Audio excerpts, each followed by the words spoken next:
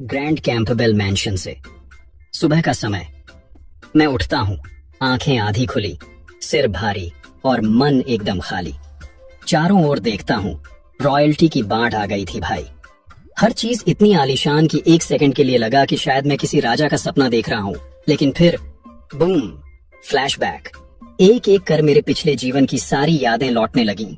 मेरी मौत, मेरे आखिरी पल, सब कुछ। और तभी मैंने देखा कमरे के कोने में एक बड़ा सा आईना। जैसे ही मैंने उसमें देखा, मेरी सांस अटक गई। जो चेहरा मुझे देख रहा था वो मेरा नहीं था। एक लड़का, शायद 16 या 17 साल का, तेज नजरें, बहुत हैंडसम और उन सुनहरे बालों की लहरें। ओ भाई, इतना हैंडसम तो मैं पिछले जन्म में सपनों में भी नहीं था। रुको, ये क्या मैं सच में ट्रांसमिग्रेट हो गया हूं? इतना सब कुछ होने के बाद भी मन मान नहीं रहा था। तो मैंने वही किया जो कोई भी पागल आदमी करता। टेबल से एक छोटा चाकू उठाया और अपनी उंगली काट ली। आउच! खून बह निकला। और नहीं, वो कोई गेम का एनिमेशन नहीं था, वो असली खून था। दर्द इतना रियल था कि अब शक की कोई गुंजाइश नहीं रही। मैं यकीन कर चुका था, मैं अब मून कैंपबेल हूँ, उस नॉवेल की दुनिया में हूँ जिसे मैं हर रात पढ़ते पढ़ते सो जाता था। अब असली ट्विस्ट सुनो। वो कहानी एक हीरोइन पर आधारित थी जो एक गिरते हुए कुल की नाजायज बेटी थी। वो दानवों से लड़ती थी, दुनिया बचाती थी और अंत में बनती थी सबकी हीरो। और मैं था उस कहानी का कॉमिक रिलीफ टाइप खलनायक। एकदम बेवकूफ, घमंडी, पावरफुल, लेकिन दिमाग से खाली, जिसका काम था नायक को हर बार हराना, लेकिन हस्बैंड मटेरियल बनाने की तरह वो उसे और ज्यादा स्ट्रांग बना देता। हर बार मैं ही हारता था। और तो और, इस बकचोदी में मैं एक दिन ऐसा गलती कर बैठा जिससे पूरा ड्यूक खानदान तबाह हो गया। और मैं देश निकाला, बदनामी, और सिर्फ 20 चैप्टर में मेरा गेम ओवर। अब सोचो, मैं वहीं बैठा था, बिस्तर के किनारे, मन में एक ही सवाल, मैं क्यों? भगवान, तुमने मेरे साथ ही ऐसा क्यों किया? सब लोग हीरो बनकर जन्म लेते हैं और मुझे बना दिया विलन। क्यों? इतना बुरा क्या किया था मैंने पिछले जन्म में? तभी दरवाजे पर दस्तक हुई। अंदर आ जाओ, मैंने गहरी सांस लेकर कहा। एक नौकरानी अंदर आई, सिर झुकाकर बोली, माय लॉर्ड, ये कपड़े हैं कल की दावत के लिए। डचेस चाहती हैं कि आप इन्हें पहनकर ट्राई करें। मैंने थक कर कहा, रख दो टेबल पर, बाद में ट्राई करूंगा। लेकिन तभी उसकी नजर मेरे हाथ पर पड़ी। प्रभु, क्या आप घायल हैं? मैंने देखा, उंगली पर अब भी हल्की सी खरोंच थी। अरे कुछ नहीं, बस खुद को हल्का सा काट लिया। मैंने मुस्कुरा कर कहा, अगर आपके पास पट्टी या दवा हो तो दे दो। नौकरानी ने सिर हिलाया, फिर बोली, मालिक, मुझे नहीं पता बैंडेज क्या होता है, लेकिन अगर आप चाहें तो मैं खुद खून रोक सकती हूँ। मैं चौंक गया। दवा के बिना कैसे? उसने मेरी उंगली उठाई और बिना एक सेकंड रुके अपने होठों से छू लिया। मैं, रक्त, बंद, गाल, टमाटर। और पहली बार मैं सच में इस कहानी में लॉजिक की उम्मीद छोड़ चुका था। ने जैसे ही उसकी उंगली से खून साफ किया, फिर बड़े ही सलीके से एक कपड़े से उसे हल्के से थपथपाया, जैसे कोई रहस्यमयी रिवाज पूरा किया जा रहा हो। उसने मून की ओर देखा, उसकी आंखों में गंभीरता थी। युवराज, माइट बोली, आप बहुत कीमती हैं, आपका खून उतना ही कीमती है। कृपया खुद को चोट पहुंचाकर इसे बर्बाद मत कीजिए। उसके शब्दों ने मून की रूह तक झकझोर दी।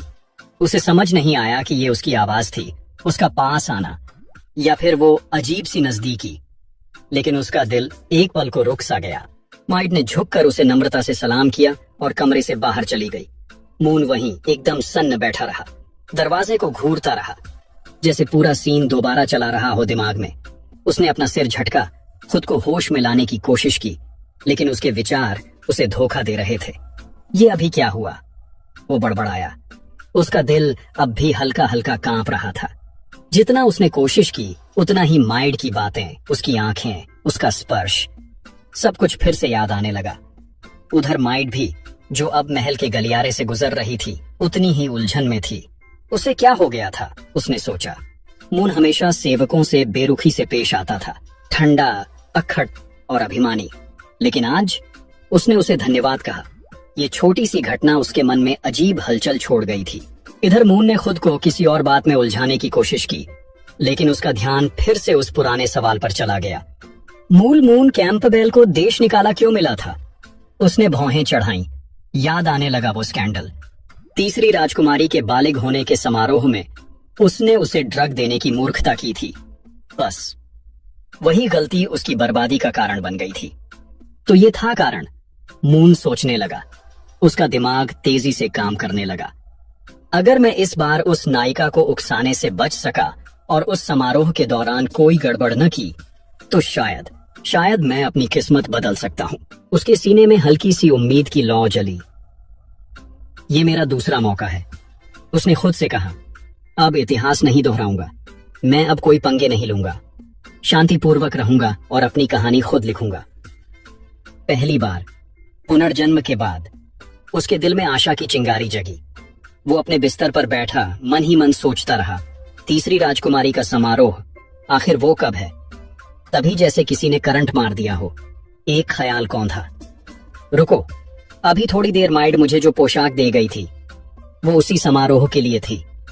मतलब कल ही है? उसका दिल धड़धड़ाने लगा, जैसे उसकी उम्मीदों की इमारत भर भरा कर गिर पड़ी हो। क्यों? उसने बुदबुदाया। उसकी आवाज कांपने लगी। हर पुनर्जन्म लेने वाले को कोई ना कोई सिस्टम मिलता है, कोई चीट कोड, कोई पावर, और मुझे कुछ नहीं। भगवान, अगर सुन रहे हो तो प्लीज एक छोटा सा सिस्टम ही दे दो। एक पल को उसने हार मान ली। आंखों में आंसू आ गए, लेकिन फिर उसने गहरी सांस ली, खुद को संभाला। नहीं, अब नहीं रो सकता। अगर जिंदा रहना है तो समझदारी से चलना होगा। उसने अपनी कमर सीधी की, आंखों में थोड़ी सी दृढ़ता आई। कल, उसने बुदबुदाया, मैं नायिका से माफी मांगूंगा, अपने पुराने पापों को सुधारूंगा, चाहे जो भी हो जाए। उसकी आवाज अब और मजबूत लग रही थी। हालांकि एक ख्याल अभी भी डर पैदा कर रहा था, कहीं वो मुझे सबके सामने अपने पांव चाटने को ना कह दे। एक सिहरन सी दौड़ गई उसकी रीढ़ में, लेकिन फिर उसने अपनी मुट्ठियां भींची। तो हो जाए, एक दिन की बेइज्जती सही, पर जिंदगी भर का फकीरी नहीं चाहिए। अगर बचने की कीमत यही है तो मैं चुका दूंगा। एक हल्की सी उम्मीद उसके अंदर फिर से जागी। शायद अब कुछ बदल सकता है।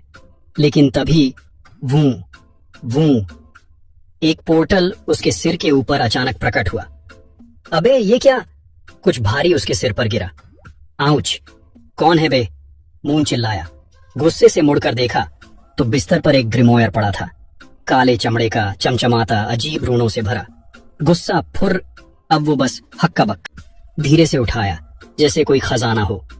आ गया मेरा चीट कोड। उसने ग्रिमोयर खोला, खाली। अबे ये प्रैंक है क्या? तभी उसके सिर की चोट थी कि एक बूंद खून किताब पर गिरा। भयंकर ऊर्जा। कमरा काला, सांस थमी, मून बेहोश। आंख खुली तो खुद को एक जेल में पाया, हाथ पांव जंजीरों में। सामने एक लड़की डरावनी सी हंसी के साथ। तुम बदल गए हो, वो बोली। तुम्हें फिर से वही विलेन बनाऊंगी, निर्दयी, खतरनाक और सिर्फ मेरा, हमेशा के लिए। मुंह चिल्लाया और क्रैक, सब कुछ टूटा। वो वापस अपने कमरे में। क्या ये सपना था? उसने कांपते हाथों से फिर ग्रिमोयर खोला। इस बार पन्ने पर लिखा, भविष्य को मत बदलो, मून सन्न। क्या मतलब? मैं कहानी के बाहर गया तो मर जाऊंगा? वो दीवार से टिक गया। तो मैं बस एक कठपुतली हूं? लेकिन फिर उसकी आंखों में एक नई चमक आई। ठीक है कहानी, लेकिन मैं अपना तरीका खुद चुनूंगा। लेकिन तभी मून के होठों पर एक शरारती मुस्कान फैल गई। उसकी आंखों में चुनौती की चमक उभर आई। अगर मैं सोचूं तो लाइट नॉवेल का एंडिंग इतना भी बुरा नहीं था। मून कैम्पबेल तो भिखारी बना था क्योंकि वो निकम्मा था, न कोई टैलेंट, न कोई ताकत। पर मैं अलग हूं। वो सीधा होकर बैठ गया। आत्मविश्वास उसकी आंखों में चमकने लगा। मैंने अपनी पिछली जिंदगी में ओवर टाइम में बॉस की गालियां खाई हैं। उसके सामने तो ये दुनिया स्वर्ग जैसी लगती है। और हाँ, बाकी लोगों की तरह मुझे शुरुआत से सीखने की जरूरत नहीं। मेरे पास तो मॉडर्न दुनिया का नॉलेज है। उसने मुट्ठियां भींच ली। ये मेरा सेकंड चांस है। अगर जिंदा रहने के लिए मुझे विलेन बनना पड़े तो बनूंगा, ऐसा विलेन जिसे ये दुनिया कभी भुला नहीं पाएगी, जो दुश्मनों को रुलाएगा और अपनी किस्मत खुद लिखेगा। उसकी नजर फिर ग्रिमॉयर पर पड़ी। मुस्कान और भी गहरी हो गई। और मैं इस चीट को गर्व महसूस करवाऊंगा। राजसी भोज, हल्का फुल्का मजा। अब मून बैठा था महल के भव्य डाइनिंग टेबल पर। उसके सामने शाही खाने की बहार। वाह, ये होता है अमीर होना। खुशबू ही ऐसी थी कि इंसान बिना खाए ही बेहोश हो जाए। हर डिश ऐसे सजाई गई थी जैसे किसी आर्ट गैलरी में रखी हो। क्या टेस्ट है? ये तो सपने जैसा लग रहा है। मून हर कौर का स्वाद लेते हुए खो गया। उसकी माँ नॉइस कैंपबेल प्यार भरी मुस्कान के साथ उसे निहार रही थी। लगता है आज हमारे छोटे मून के साथ कुछ अच्छा हुआ है। उनकी आवाज में नरमी थी, लेकिन एक शरारती छेड़ भी। मून कुछ बोल पाता उससे पहले उसके पापा लॉन कैंपबेल, जो लियोपोल्ड साम्राज्य के ड्यूक थे, हंसते हुए बोले, खुश तो होगा ही, कल उसकी जिंदगी की सबसे बड़ी दावत जो है। मून ने गरिमा के साथ गर्दन सीधी की। हाँ पिताजी, मैं बहुत उत्साहित हूँ। माँ नॉयज की आंखों में गर्व की चमक थी। उन्होंने नाजुक हाथों से मेज को छुआ और कहा, और हो भी क्यों ना, हमारा मून इस शहर का सबसे हैंडसम यंग मास्टर है। कल की पार्टी में जितनी भी कुलीन घरों की लड़कियां आएंगी सब फिदा हो जाएंगी। ड्यूक ने आंखें तरेरी, लेकिन होठों पर मुस्कान थी। ऐसी बातें मत कहो, अगर प्रिंसेस सेलिया ने सुन लिया तो वो जल जाएगी और फिर मुझे उसे समझाने में जान निकल जाएगी। माँ नॉयज ने नाक सिकोड़ते हुए कहा, उस सेलिया से मुझे कोई मतलब नहीं। ना तो वो प्यारी है ना दिलचस्प। हमारे मून के लिए तो एकदम मिसफिट। ड्यूक ने सिर हिलाया, चेहरे पर मजेदार मुस्कान। अगर देश की सबसे खूबसूरत राजकुमारी हमारे बेटे के लायक नहीं तो फिर इस दुनिया में कौन लायक होगा? मून चुपचाप बैठा था। माँ बाप की इस प्यार भरी तकरार को देखते हुए मन ही मन मुस्कुरा रहा था। अपनी माँ के आत्मविश्वास से मून थोड़ा दबाव महसूस कर रहा था, पर अजीब बात यह थी कि उसी आत्मविश्वास में एक अजीब सी सुकून भी छुपी थी। अंदर ही अंदर कल की दावत को लेकर एक अजीब घबराहट उसके दिल में कुलबुला रही थी। अपनी माँ के आत्मविश्वास से मून थोड़ा दबाव महसूस कर रहा था, पर अजीब बात यह थी कि उसी आत्मविश्वास में एक अजीब सी सुकून भी छुपी थी। अंदर ही अंदर कल की दावत को लेकर एक अजीब घबराहट उसके दिल में कुलबुला रही थी, लेकिन फिर भी वो शांत बैठा रहा, विनम्रता से सिर हिलाते हुए। अपने परिवार के साथ बिताए उस दुर्लभ सुखद पल को महसूस करता रहा। डाइनिंग टेबल पर चुपचाप बैठा मून अब सोच में डूबा था, प्रिंसेस सेलिया के बारे में। वो लियोपोल्ड साम्राज्य की तीसरी राजकुमारी थी। देश की सबसे बुद्धिमान और सबसे सुंदर लड़की मानी जाती थी। इतनी कम उम्र में भी उसकी ठंडी और शांत स्वभाव ने उसे पूरे साम्राज्य में एक जीता जागता चमत्कार बना दिया था। और फिर मून ने मन ही मन सोचा, मास्टर से एक जीनियस को मुझसे कंपेयर करती है, एक टैलेंटलेस ब्रेनलेस लड़के से। उसकी नजर अपने माता पिता पर गई, जो खुशी खुशी दावत की बातें कर रहे थे। उनके चेहरे पर गर्व और सच्चा प्यार झलक रहा था। सारी दुनिया में बस यही दो लोग हैं जो मुझे अपनी जान से ज्यादा प्यार करते हैं, और मैं उनके लिए बोझ बना हुआ हूँ। उसे याद आया, नॉवेल में नॉयज और ड्यूक कैंपबेल दोनों ही नेक दिल लोग थे। फिर भी उन्होंने एक ऐसा बेटा पाया जो निकम्मा, स्वार्थी और पूरी तरह बेकार था। उसे याद आया कि कल की दावत के बाद एक ऐसा घोटाला होगा जो पूरे कैंपबेल परिवार को मिटा देगा। अब उसकी आंखों में चिंता गहराने लगी। क्या मेरे कारण ये प्यारा सा परिवार बर्बाद हो जाएगा? क्या मैं कुछ नहीं कर सकता? फिर उसे याद आया, ग्रिमोयर ने कहा था, तुम कहानी की प्लॉट नहीं बदल सकते। मगर उसने सोचा, पर क्या मैं दूसरों की किस्मत नहीं बदल सकता?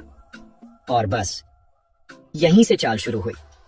उसने समझा, असली कारण तो प्रिंसेस सेलिया पर अटैक नहीं था, बल्कि वो था ड्यूक का एक झूठे देशद्रोह के केस में फंस जाना। युद्ध शक्ति छिन गई, राजनीति में फंस गए और धीरे धीरे पूरा परिवार डूब गया। मून ने खुद से वादा किया, मैं कहानी के हिसाब से सब होने दूंगा, मगर इस बार सारा दोष मैं लूंगा। मैं बदनाम हो जाऊं, कोई फर्क नहीं पड़ता, पर मेरा परिवार बचा रहेगा और एक दिन यही परिवार मेरी ताकत बनेगा। ब्लैक मार्केट और एक प्यारी मुलाकात अब अगला स्टेप था, ड्रग्स। पर मुश्किल ये थी कि उसके शरीर के ओरिजिनल मालिक को ड्रग्स के बारे में कोई याद नहीं थी, यानी महल में कुछ था ही नहीं। तो बचा सिर्फ एक ऑप्शन, ब्लैक मार्केट। जहां हर मना किया हुआ सामान काली दुनिया की चमक में आसानी से बिकता था। वहीं से उसे वो चाहिए था जिससे कल की घटना को प्लान के मुताबिक अंजाम दिया जा सके। इन्हीं ख्यालों में डूबा मून अचानक थक एक नौकरानी से टकरा गया। उसकी ट्रे जमीन पर गिर गई। ड्यूक और डचेस की ब्लैक टी फर्श पर बिखर गई। नौकरानी घबरा गई, चेहरा पीला, हाथ कांपते हुए। उसने एक शब्द भी नहीं कहा। मून ने फौरन माफी मांगी। गलती मेरी थी, मैं ही ध्यान नहीं दे पाया। लेकिन वो लड़की डर के मारे कांप रही थी, जैसे उसके सामने कोई शैतान खड़ा हो। फर्श पर झुककर वो पागलों की तरह मुंह के कपड़े साफ करने लगी। माफ कीजिए, माफ कीजिए, प्लीज माफ कीजिए। लेकिन दाग नहीं निकला और वो तो जैसे टूट ही गई। अब तो मून साहब मुझे नंगा करके सड़क पर फेंक देंगे। मून ने देखा, हे भगवान, ये शरीर का असली मालिक क्या राक्षस था। इतनी छोटी सी बात पर लड़की थर थर कांप रही थी। उसने धीरे से कहा, घबराओ मत, तुम्हें कोई सजा नहीं मिलेगी। फिर वो कुछ सोचते हुए उसके माथे पर हाथ रखा। जब मैंने तुम्हें पहली बार देखा तभी लगा था कि तुम बीमार हो, और अब देखो बुखार है। ये हालात में तुम क्यों काम कर रही हो? लड़की धीरे से बोली, कल की रस्म है और स्टाफ पहले से ही कम है, इसलिए छुट्टी नहीं ले सकती थी। मून ने गहरी सांस ली और हल्की मुस्कान के साथ बोला, तुम सच में बहादुर हो, लेकिन अब जाकर आराम करो, बाकी सब मैं संभाल लूंगा। बिना कोई देरी किए आने वहां आ गई। मून ने आदेश दिया, जब तक ये नौकरानी पूरी तरह से ठीक नहीं हो जाती इसे कोई काम नहीं करना है। फिर वो लड़की की ओर मुड़ा, तुम्हारा नाम क्या है? नौकरानी ने हल्का सा सिर झुकाते हुए जवाब दिया, मेरा नाम नोएल है। मून ने हल्की सी सिर हिलाई, जाओ आराम करो। तभी ए ने उसे याद दिलाया, कल बालिग होने का समारोह है, हर स्टाफ मेंबर की जिम्मेदारी तय है। कोई एक छुट्टी ले तो बाकियों को ओवरटाइम करना होगा। मून ने हंसते हुए ताना मारा, ये ड्यूक की हवेली है, मेरे ख्याल से हमारे पास इतना फंड तो है ही कि हम कुछ अतिरिक्त नौकर रख सकें। जो बीमार है उन्हें आराम करना चाहिए और तब तक टेम्परेरी लोग हायर करो। बीमार स्टाफ अगर काम पर रहेगा तो मेहमानों के लिए मुसीबत बन सकते हैं।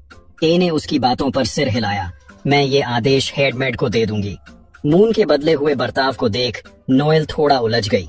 उसने ए की ओर देखा और धीमे से पूछा, क्या ये वही यंग मास्टर हैं जो हमेशा नए नौकर रखने से मना करते थे?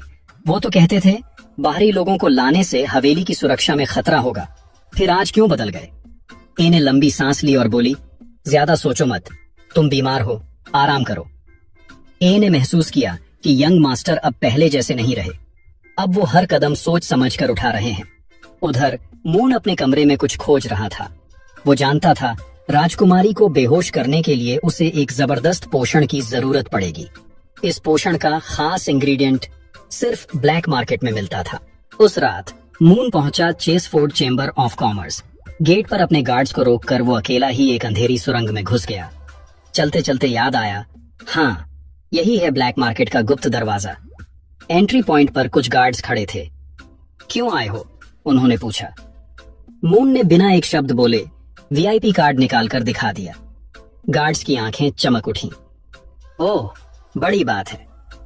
और उन्होंने मून को अंदर जाने दिया। अंदर का नजारा एकदम अलग था, जैसे कोई जादुई मेला चल रहा हो। दुर्लभ पोषण की सामग्री, मैजिकल जानवरों की बिक्री, यहाँ तक कि इंसानी गुलाम भी बिक रहे थे। मून सोच में पड़ गया, वाह, यहाँ तो सब कुछ मिलता है, बस नैतिकता नहीं। उसे याद आया, एक बार कहानी के हीरो की टीम में एक गुलाम भी था, लेकिन वो विचार झटक कर वो अपने असली मकसद पर ध्यान देने लगा। उसने एक अंधेरे दुकान में कदम रखा, जहां एक नकाब पोश दुकानदार उसका इंतजार कर रही थी। दुकानदार ने पूछा, कैसा पोषण चाहिए तुम्हें? मून ने साफ कहा, बिना रंग, बिना गंध वाला और असर कम से कम 3-4 घंटे तक रहे। दुकानदार हंसी, ओहो, तुम्हारी पसंद तो थोड़ी खतरनाक लगती है, कोई स्पेशल गेम खेलने वाले लगते हो। फिर उसने और भी सलाह दी, चाहो तो गुलामों की दुकानों पर जा सकते हो, आजकल अच्छे डिस्काउंट चल रहे हैं। मून ने मुंह बनाया, नहीं चाहिए, तुम्हारे पास जो मैं ढूंढ रहा हूं वो शायद है ही नहीं।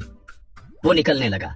तभी दुकानदार बोली, ठहरो, मेरे पास है, लेकिन लाना पड़ेगा। मून ने ध्यान से देखा, दुकानदार ने खुद को पूरी तरह ढक रखा था।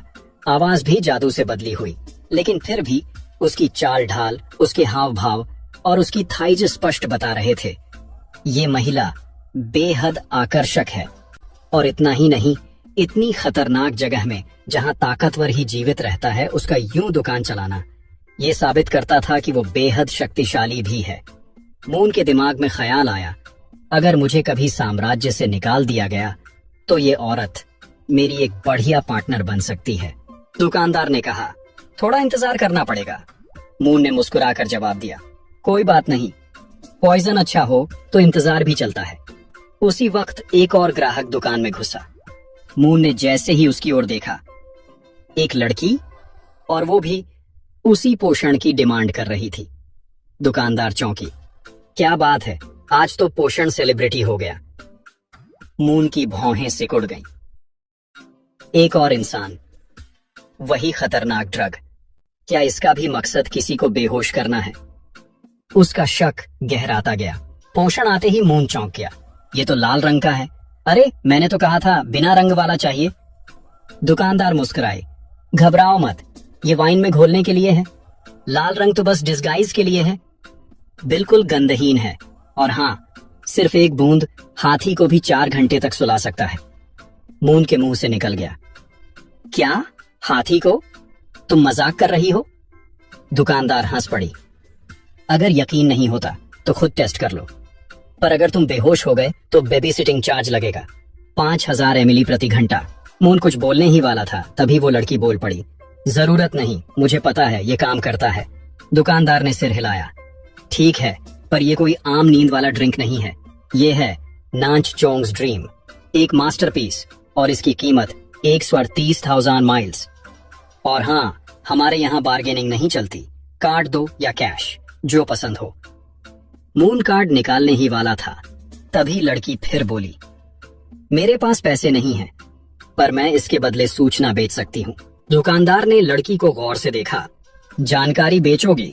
सुनने में तो दिलचस्प है, लेकिन 30,000 माइल्स की जानकारी थोड़ा ज्यादा नहीं लग रहा? लड़की ने एक कागज निकाला, मुस्कुराई और बोली, तुम्हारी किस्मत अच्छी है, क्योंकि मेरे पास जो है वो बहुत ज्यादा कीमती है।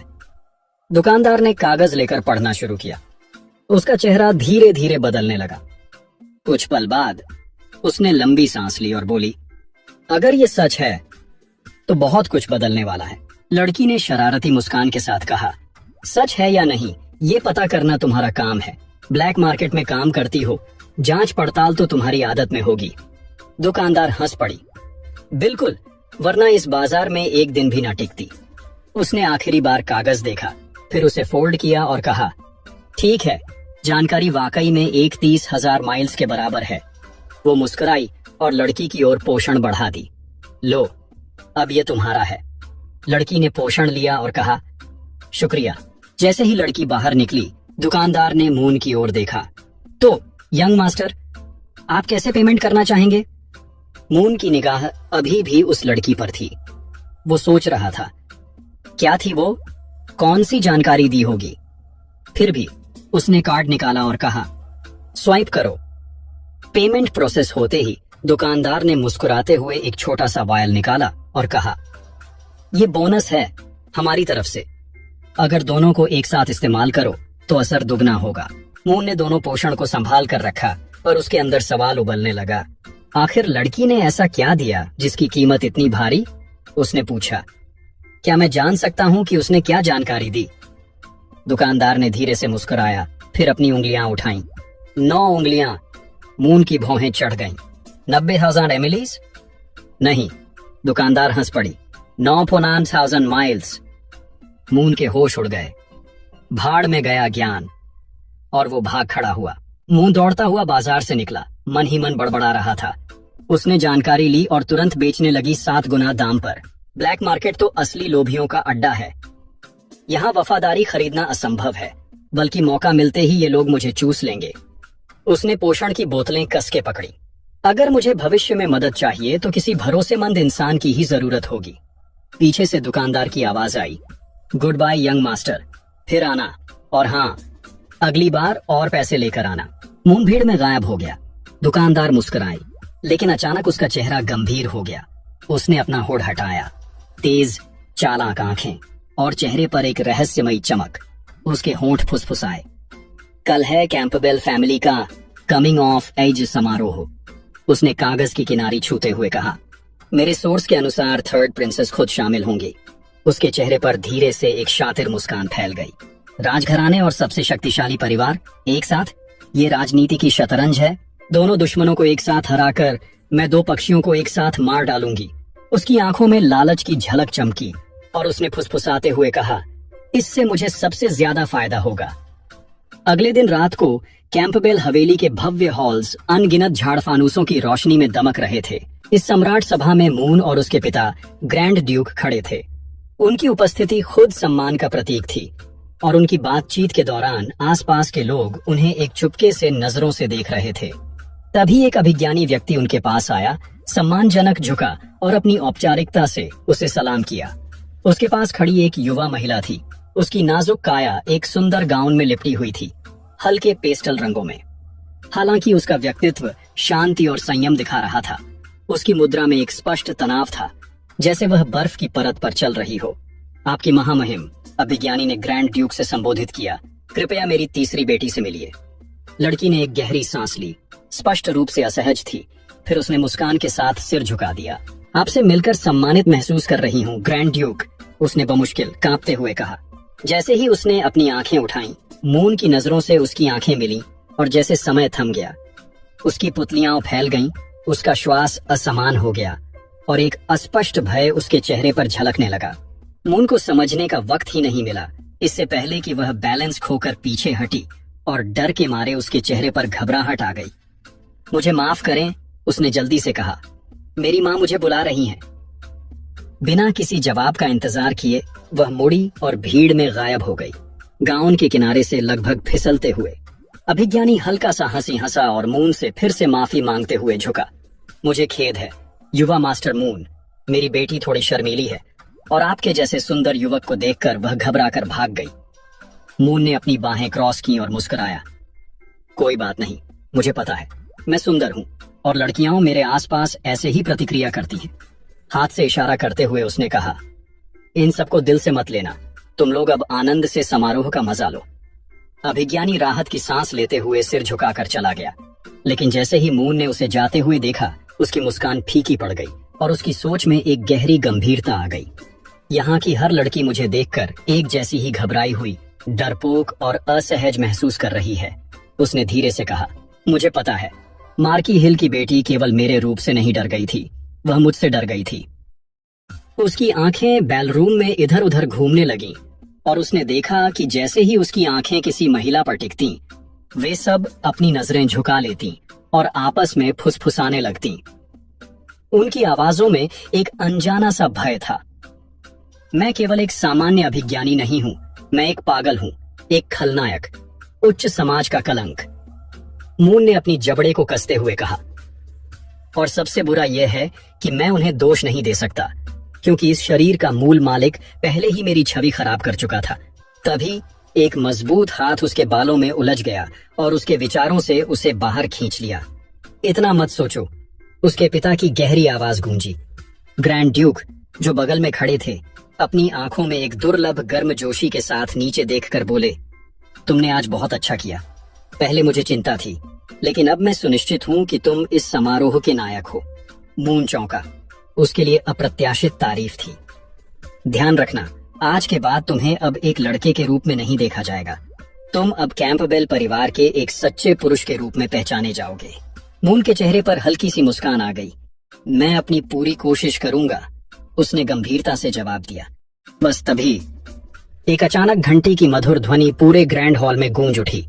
हर किसी का ध्यान उस आवाज की ओर खींच गया। फिर एक गंभीर श्रद्धा से भरी आवाज गूंजी, स्वागत कीजिए, बर्फ और हिम देवी की कृपा से धन्य सबसे सुंदर महिला का, लियोपोल्ड साम्राज्य की तीसरी राजकुमारी प्रिंसेस सेलिया। हॉल में एक लहर सी फैल गई। हर अतिथि और कुलीन जन एक साथ महल के द्वार की ओर मुड़ गए। सम्मान में सबने एक साथ सिर झुका दिए, मानो कोई देवी प्रकट हो रही हो। पर मून, वो सीना ताने खड़ा रहा, नजरें सीधे दरवाजे पर टिकी थीं। हवा में जैसे सर्दी घुल गई हो, एक अलग ही ठंडक, एक अजीब सी नमी, मानो खुद सर्दियां उस कमरे में उतर आई हों। और फिर वो आई। प्रिंसेस सेलिया, राजसी गौरव से भरी लेकिन किसी स्वप्न की तरह दिव्य। उसके लंबे बर्फ जैसे सफेद बाल उसके पीछे झरने की तरह बहते जा रहे थे। चांदी के महीन कढ़ाई वाले गाउन में वो किसी बर्फ की परी सी लग रही थी। हर कदम जैसे संगीत पर चलता कोई नृत्य हो। उसकी आंखें ठंडी नीली नीलम जैसी, गहरी, शांत लेकिन भावहीन। पूरे हॉल में एक पल को सांसें थम गईं। हर नजर उसी पर टिक गई। उसकी मौजूदगी ने जैसे समय को जकड़ लिया हो। ग्रैंड ड्यूक, मून के पिता, 2 ड्यूक्स का स्वागत करने चले गए और जाते जाते मून से बोले, राजकुमारी के प्रति कोई भी बेअदबी मत करना। मून ने मुस्कुराते हुए सिर हिलाया। चिंता मत कीजिए पिताजी, सब संभाल लूंगा।